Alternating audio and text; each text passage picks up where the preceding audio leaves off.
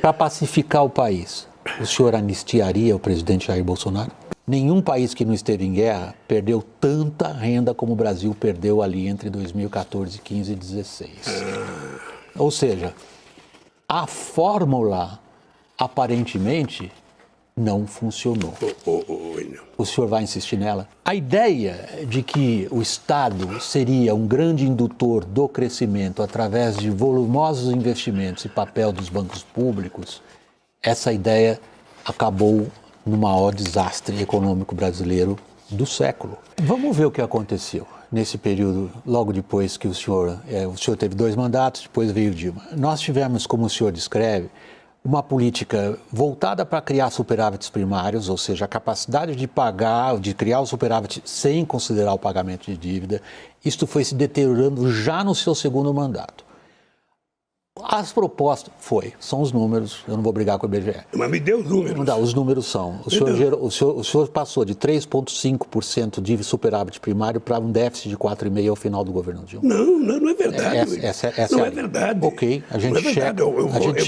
E olha só, o jornalista William Vac, ali da CNN, lavou a alma do povo brasileiro, colocando Lula na parede, fazendo perguntas sobre a situação econômica do Brasil, sobre os ministros do STF e também sobre Jair Messias Bolsonaro. Confira agora essa entrevista onde o Lula ficou sem saída, porque William Vac apresentou números e dados, coisas que eles não gostam, né? Vamos para essa matéria, dá um like nesse vídeo, se inscreva nesse canal. Olha só como o petista ficou sem saída. Era isso que o povo brasileiro gostaria de falar frente a frente para Lula, mas não tem condições porque o Lula nem sai nas ruas para encontrar com seus 60 milhões de eleitores. Olha essa entrevista e voltamos em seguida. Eu tive o prazer de indicar 6 membros para a Suprema Corte. O senhor se arrependeu de alguma Não me indicação? arrependo nenhum. Não me arrependo porque eu nunca indiquei alguém para a Suprema Corte para depender de favor deles. Eu indiquei pelo currículo, pela competência das pessoas e ele foi referendado pelo Senado. Portanto, eu não me arrependo, acho que eles fizeram coisas extraordinárias. A sua própria carreira política recente teve pendurada numa decisão do STF, foi por culpa dela que o senhor foi para a cadeia. E foi por culpa de outra decisão do STF que o senhor está podendo participar da eleição agora. O que o senhor faria diferente? Impeachment de ministros do STF, por exemplo, estaria na sua agenda? Deixa eu te contar uma história fantástica. Eu sou, pela primeira vez na história do Brasil, eu sou culpado de ser inocente. E aí nós temos um problema que foi a eleição da Dilma de 2014, quando o candidato que ela derrotou não quis aceitar o resultado. Foi a primeira vez. Eu perdi 3 eleições, eu perdi uma por Collor, eu perdi 2 por Fernando Henrique Cardoso e eu voltava para casa para me preparar para outra eleição. O Aécio não. O Aécio afrontou a vitória da Dilma, entrou com recurso na justiça e é responsável pelo clima de animosidade que está criado hoje nesse país. Quem ganhou 4 eleições seguidas ali foi o seu partido. Quem tinha a caneta ali, nós estamos falando até 2014, para gerar um clima assim ou assado, era o seu partido. O senhor está atribuindo uma essencial mudança de clima político a alguém que tinha o direito de pedir a contagem de votos. Não, as coisas começaram a mudar depois de 2014, depois do golpe que deram contra Dilma Rousseff. Até então a gente vivia numa normalidade. Você nunca tentou derrubar um presidente em lugar nenhum do mundo porque ele não estava bem na pesquisa. Nunca. Ou seja, o que aconteceu é que inventaram uma pedalada. O que o senhor chama de golpe, que foi a destituição da presidente Dilma Rousseff, ocorreu dentro das leis e da Constituição brasileira. É possível, do ponto de vista histórico, chegar à interpretação que o senhor faz. Do ponto de vista jurídico, não. A outra colocação que o senhor faz a respeito de quem são os responsáveis pelo clima atual, a gente pode, de novo, do ponto de vista histórico, debater durante um longo tempo. Mas eu queria voltar a um ponto que o senhor mencionou, a respeito dos instrumentos, e quando o senhor se referiu aos acontecimentos de corrupção no seu governo, imediatamente o senhor abordou o que tem sido sua recorrente argumentação, mostrando todos os instrumentos que levaram à descoberta de um esquema de corrupção inédito. Quem foi o culpado? Posso lhe dizer uma coisa? O culpado à vontade, fomos nós que criamos todos os mecanismos para que nada ficasse embaixo do tapete. Descobriu-se quem Porque culpado. tem dois jeitos para você não ter corrupção. Uma é você fazer decreto, sabe, criando o sigilo dos 100 anos, como está sendo feito agora. A outra coisa é você jogar tudo embaixo do tapete e não levantar o... O senhor tem uma explicação a oferecer ao eleitorado sobre o que aconteceu, quem foi o culpado de tudo aquilo? Olha, eu acho que o culpado foi quem meteu as mãos, sabe, manteve os pés pelas mãos. Qualquer que tenha sido o erro cometido pela Lava Jato, ela, em boa medida, lavou a alma do brasileiro. Ela levou poderosos à cadeia. Ela descobriu e enunciou esquemas de corrupção inéditos no seu alcance e na sua profundidade e na sua ramificação. Isso ocorreu no seu período ou no período do seu partido.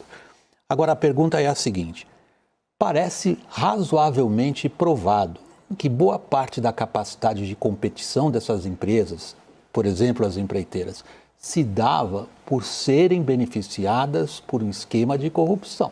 E é importante dizer para você que quase todo mundo foi condenado, foi solto e saiu com muito dinheiro.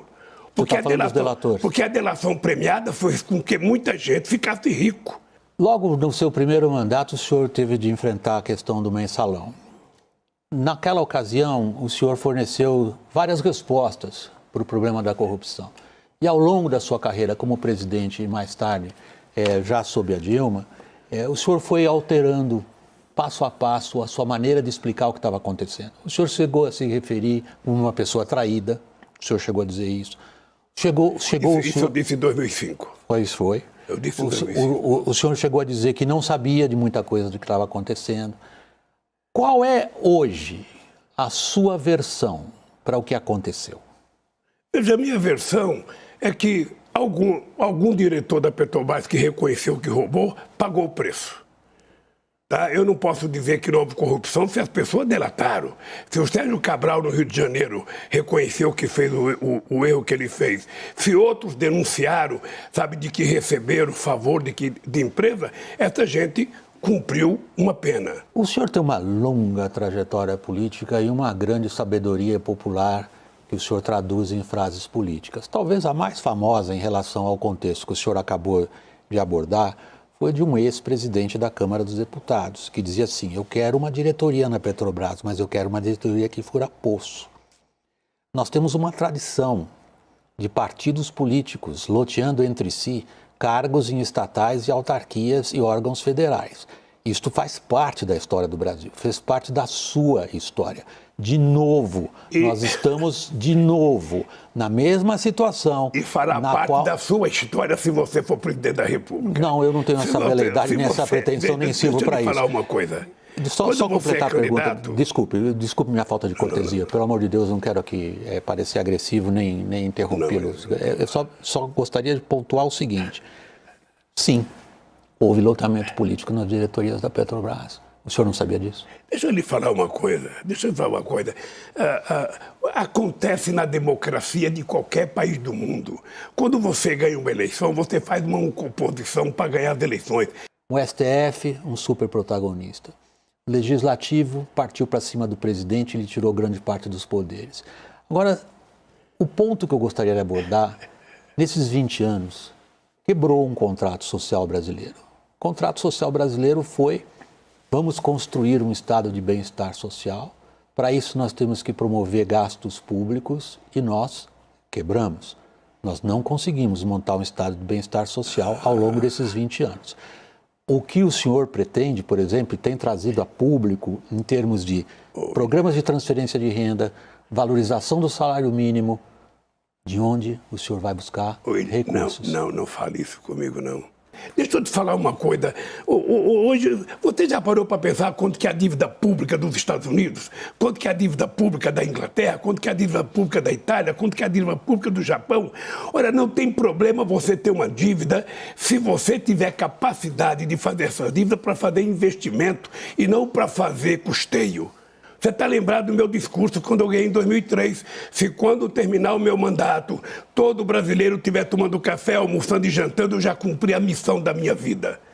E hoje nós temos 33 milhões de pessoas passando fome, nós temos 105 milhões de pessoas com algum problema de deficiência alimentar e nós precisamos cuidar disso. Há um setor importantíssimo da economia que é a hora da gente abordar agora, que é a produção de grãos e proteínas. O Brasil se tornou um campeão, uma enorme potência nesse setor. O senhor causou considerável irritação nesse setor, que em boa parte forneceu apoio político ao seu principal adversário nessas eleições, ao xingá-los. O que o senhor diria para eles agora? Eu diria o seguinte, nunca o agronegócio teve tanto financiamento como no governo do PT. Nunca.